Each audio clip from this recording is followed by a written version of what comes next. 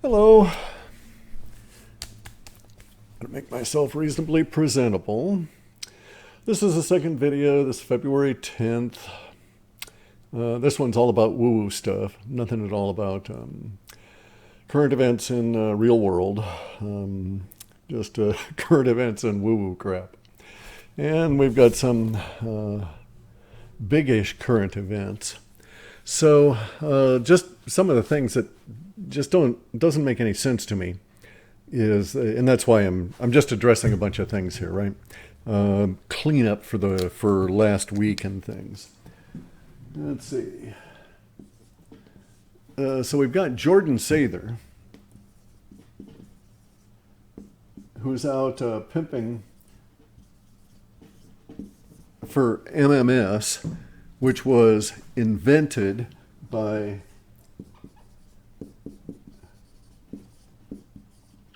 Jim Humble.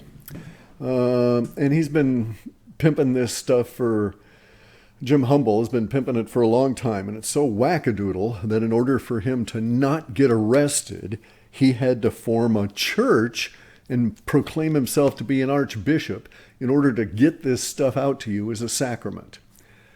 Okay, so that's a little strange, that part of it alone. But what really is interesting to me is this follow-on, okay?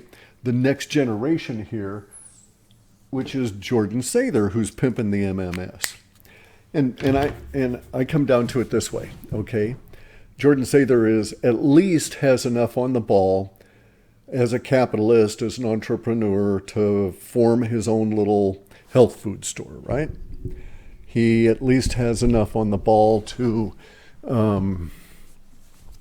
get himself set up as an influencer, to have the YouTube channel to sell out of, and so on. So he's not like abysmally stupid or anything. And so it would seem that he's making certain rational business decisions. And, you can question some of his business decisions, like, does an influencer really need inventory? Or if he had good drop shippers and could close the gap on the drop shipping and maintain control, would that be sufficient? From a business perspective, that's a legitimate thing to consider, as to whether or not you need to handle the goods yet one more time in order to get them to your customer. And there's trade-offs and business trade-offs back and forth. And that's what business is compromise. You have a goal. You have what you think is a method to get that goal and to achieve that goal. And then you run into having to compromise in reality against everybody else's goals, what's available, et cetera, right? And so all of business is trying to coordinate and make the most effective compromise among the many decision points you've got in your daily activities against a long-range plan. Successful businesses are good compromisers. They're astute and so on, right? Now, maybe Jordan Sather is astute. Maybe he has a warehouse going because he knows there's going to be supply issues relative to some of these products that he's got. And therefore, if he warehouses them, he has a backlog and he has some cushion against running out that maintains his income over time. So there are decisions to be said, or criteria, business decisions to be made against the evolving circumstances of our times that would suggest that maybe warehousing is appropriate, as opposed to handling the goods again. So it's a surety issue against extra costs in handling and then the costs of warehousing. Because bear in mind, you're at risk if you warehouse. If there was a flood, you'd lose your goods, that kind of thing, right? So there's trade-offs back and forth. And that's what has always struck me as really odd about Jordan Sather's dedication to MMS, okay? It's like, what's in it for him? It's one of these substances that's been blacklisted, blackballed for years because it causes problems, because it's an industrial bleaching agent that Jim Humble, in his insanity, decided cured this relative of his of malaria. There's no proof of that. This was simply his thinking, okay, that this person was cured of malaria. There's no proof the person was cured of malaria. There's no proof of any connection between the consumption of chlorine dioxide and that malarial remission. Okay, malaria goes into remission on its own. I know my dad's had it a couple of times. Had it a couple of times when he was alive. So, in any event, though, so what gets me is here you've got this guy Jim Humble, he's not the greatest thinker in the world. He never was. He was not really all that articulate, but he had a business plan that involved him selling this stuff. He got dedicated to it for his own mental illness reasons, and pursued it to the point where he had to face arrest or form this bogus church to get this stuff out. So he formed the bogus church. And this is all, what I'm saying is all like an encapsulation, okay? So the details and the nuances are lost in this, obviously. But here we have a situation where we've got a reasonably astute young man with enough acumen to at least get this far to where he has a decent YouTube channel in terms of subscribers, etc. So, so there is at least a little bit of thinking being demonstrated by Jordan. But then he gets tied up with MMS. And it appears as though he's like a worshiper, like a member of the church of MMS, because on one hand, he's putting his YouTube channel at risk because it's well known that YouTube and all of the social media don't like MMS and don't like ads for it, won't allow it to be promulgated, etc. So he's deliberately doing things going against the social media terms of service in order to continue to talk about MMS. And what's in it for him? If he loses his YouTube channel, there goes his ability to do sales of his business. So he's got a lot at risk trying to promote this stuff, right?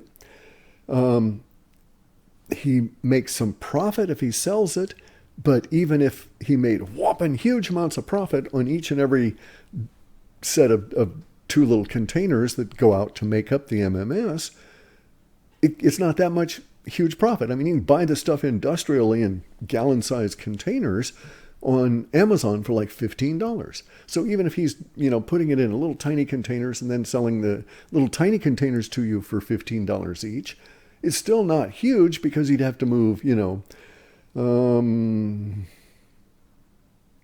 what about 75,000 of them to start really approaching serious money, taxes and everything else considered. He'd have to have huge product volume in order for it to be such a large profit center as to, in my opinion, motivate him to continue flogging this stuff against the resistance in the business and advertising communities to it. It's a business decision. So it comes down to this. Say that I was promoting, say that I had a good idea that aspirin cured toenail fungus or something, right? And so I decided to promote aspirin to cure toenail fungus. And I'm going to, get out there and maybe I've had toenail fungus. And now I'm cured of toenail fungus. And I think aspirin is the greatest thing in the world for curing toenail fungus. And even if I was successful, even if I could prove everybody that took aspirin and had toenail fungus, maybe you had to crush the aspirin and put it on your toes or something, right? Something a little bit weird, right? So it just wouldn't be happenstance. If that was a case of where the medical profession was, and the advertising guys and the business and the social platforms were saying you can't advertise crushed aspirin for toenail fungus, I would basically say, fuck it, I don't care. I'm not going to make enough money selling aspirin to cure toenail fungus and as to give a damn, right? And if the universe doesn't want to support that approach to curing toenail fungus, who am I to argue with it? And, I'm a businessman. I want to sell whatever it is I'm selling, and off we go, right? And so I would not spend my life I wouldn't make it into a cause, basically, is what I'm saying. It appears as though that Jordan Sather has taken up Jim Humble's cause with MMS, and I don't see that Jordan Sather has the causal motivation. It did not, and as far as I know, cure Jordan Sather of any huge diseases. He swears he's taken it and stuff. I don't know that that's factual, but it doesn't make any difference. As far as I know, I just, that's the thing. That's what bugs me about this whole Jordan Sather and the MMS stuff, is that I don't see that there's any profit or potential for profit or value being offered to him for his continued support of it. And in fact, it's hugely negative. He will admit he's had giant levels of interruption on him. In fact, I think you could probably say that almost all the interruption on his ability to sell on YouTube comes from pimping MMS. You know, in YouTube, they care about QAnon and the conspiracies and all that. But it's not like you can eat QAnon and kill yourself, or shove QAnon in your butt with an enema and kill yourself the way you could with MMS. And I'm against MMS because this shit causes cancer in the gut. All right, it's nasty stuff, and I don't see why anybody should promote that for. And nobody can tell me where there is a pathway for MMS to do any of these things claimed in the body. I can see where it's an effective bleaching agent, kills stuff on surfaces. It's most effective as a gas, of course, right, in a container. That's the way it's usually used industrially, is you gas stuff with vast quantities of chlorine dioxide in order to kill virus and bacteria. But the same stuff doesn't work the same way inside you. And you're a fool to suggest that that is the case. And so this is where I don't think Jordan Sather is an out-and-out fool. I think he acts like a butthead frequently and appears to have very little far thinking and very little clear thinking, and seems to be caught up in this worship of this thing they call miracle, right? It's not. And even if it was, against a wall of disapproval by society and by the guardians of society and by those individuals in that as guardians that control your ability to make a living, that doesn't strike me as a very smart thing to do. Okay, so that's it for Jordan Sather in the MMS. Now, MMS is being touted by a lot of people, especially Jim Humble, who can't think clearly, as being a cure for coronavirus. And chlorine dioxide would probably kill coronavirus if you put it on a surface, right? And you had a chlorine dioxide in a cloth and cleaned the surface. You can't get chlorine dioxide in a cloth because it gases. But if you gassed a room full of the stuff, you'd probably kill all the coronavirus in there. Then you'd open up the doors, the chlorine dioxide would evaporate, go out, then the coronavirus would come back in, and you're right back where you started. Okay, there's no way chlorine dioxide can be used as an effective bleaching agent or disinfectant for coronavirus in your environment. There's also no way it can be used for that same purpose in your body. And if you ingest it, you will cause yourself problems. And we have, now we have another person here who is Carrie Cassidy. And she's pimping Jim Humble.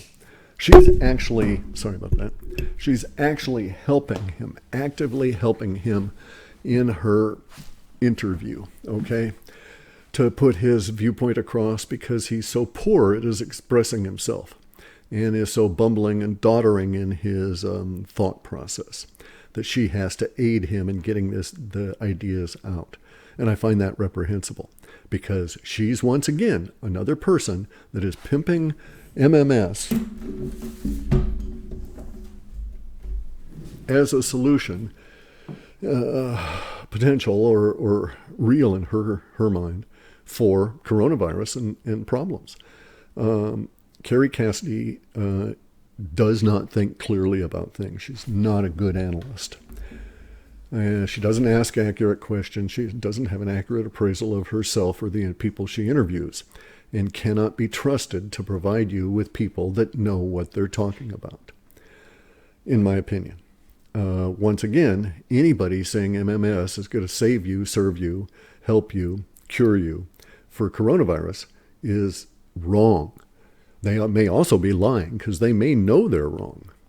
And so that's just something that we're going to have to go through as we go through this, as a lot of people will get these weird-ass ideas. And for whatever reason, they'll have a cause around it. We will have to deal with them. maybe many of them will die out. We just don't know. But you don't want to mess with the coronavirus and take chances with things like MMS or this guy Keisha, who they're touting under this 1 cup, 1 life site. Okay. Keisha's products are as dangerous as MMS in their own way. It's a different kind of stuff. Keisha is truly insane in his thinking. It is incredibly deep and absolutely batshit crazy. His assumptions are totally wacky. And even he says that his science works because he has his own set of assumptions about reality.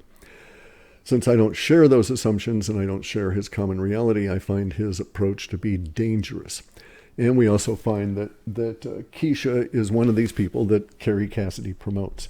I haven't seen her do it recently, but she has in the past promoted him. So if you hear Keisha, 1 cup, 1 life, don't go there. Or if you go there, go with your eyes open. All right. So that's that set of woo guys. Very briefly, Corey Good looks really, really ill in his last photo or last video.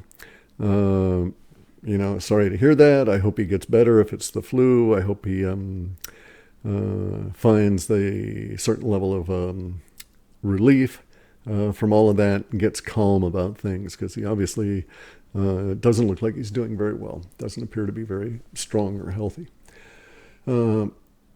No word from David Wilcock on anything that I've heard of, but I'm sort of out of the loop and looking at other stuff anyway. Nothing that he's done recently to annoy me. so no point commenting on that. Now, the most recent annoyer, though, is this guy, James Gililland, okay?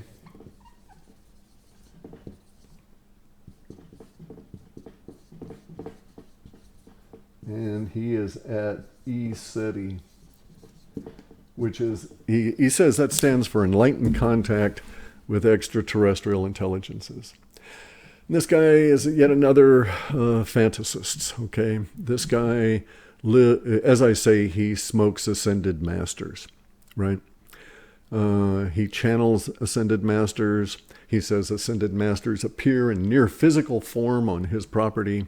He says he's constantly in contact with invisible beings that communicate to him by making his ears ring. So tinnitus now is a sign that you're being contacted by invisible higher dimensional beings. That's how he phrases it. He always wants to put a higher dimensional spin on things. And his mind is very, like most of these people that are infected with this fantasist thing, they think that they're thinking accurately because they have these deep thoughts, and they get very involved with numeracy, and it gets all convoluted and stuff, but they're not thinking clearly. And you can think yourself very deep into insanity. And I'm of the opinion that James Gilliland does not think clearly at all, and that he lives by ritual, and that he actually believes and has stated that he brought the rain to Australia that put out the fires, because the higher dimensional invisible beings that talked to him by making his ears ring told him this, and the rain followed them all the way around. And then he went to some level of work there, or in communicating this idea to the other people in Australia in their recent tour. James Gilliland runs this ranch, okay? It's over here to the southeast of Mount Adams. He claims to have all these contacts with extraterrestrials. He claims that all of these things he sees in his night vision goggles that are clearly insects are orbs, and that he claims that giant motherships come floating down or come screaming down at 1,300 miles an hour through the forest around his ranch, doing whoop-de-whoops and loopsy-loops and showing themselves to everybody. And he also claims that he's in contact with little cheap green Chinese lasers with motherships that are 100 plus miles up into the atmosphere. Never mind that the cheap little green laser is going to dissipate within less than a mile of actual atmosphere, given the atmospherics around here. He claims that he's so poor a judge, or is so determined to be a salesperson, that he made claims that Starlink's satellite clusters are streams of motherships that are chose to go precisely over the top of his house in this straight line, except for these two that are off on the side that were his markers, and they're communicating to him by some space kanji or something, right? And so they're trucking over his house. The fact of the matter is they're not UFOs. They're not unidentified at all. They're Starlink satellites. And the guy is just, he's abysmally ignorant of technology, abysmally ignorant of chemistry. He thinks Keisha. He supports Keisha. He probably drinks MMS for all I know. But he does support the Keisha stuff. And such believing mind talismans are just like Lucky Charms. They're just like rabbit's foot. So he wears this plastic Tygon Tubin collar around his neck that's got supposed GANs nanoparticles from a Keisha chemical reaction that is in fact just merely a carbonate filling it, and says that he's protected by that. Well, it's the same kind of luck, thinking, oh, well, that the rabbit's life ended because I shot him, but his foot's lucky to me, so I'm going to walk around with a dead rabbit foot in my pocket. Somehow that being lucky, right? And so it's that kind of ritual that James Gilliland expresses in his thinking.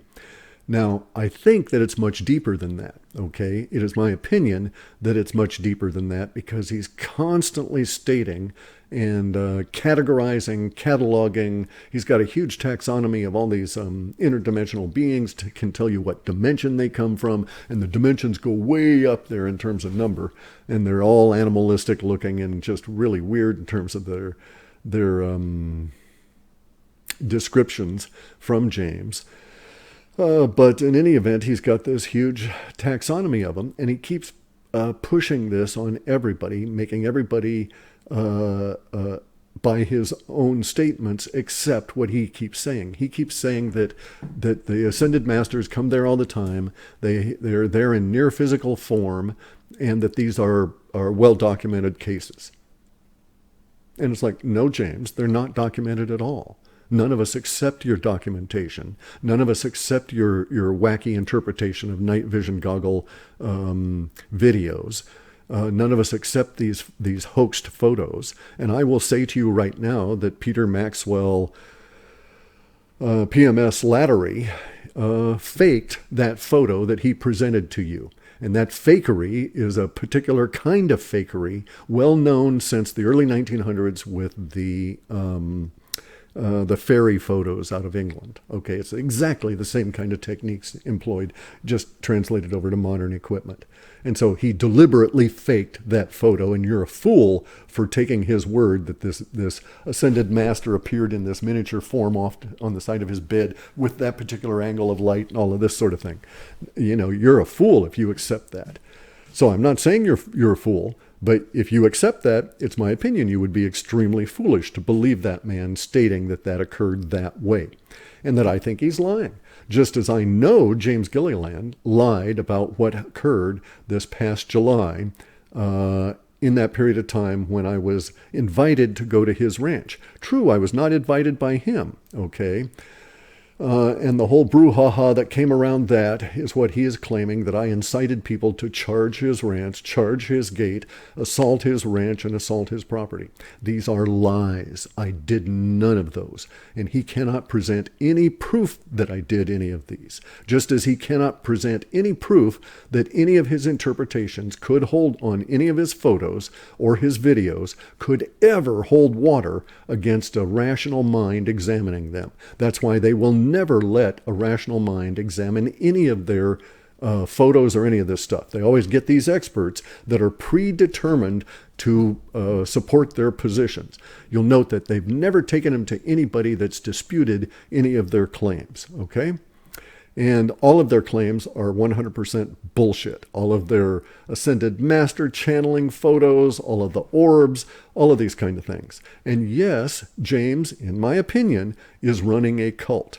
One of the telltale symbols of this is that he's trying to franchise this cult to other people that are conspirators perhaps, but certainly are collaborators in the fakery. So there's ESETI Australia, which is run by this PMS Lattery dude who faked the photo up here in regular ESETI.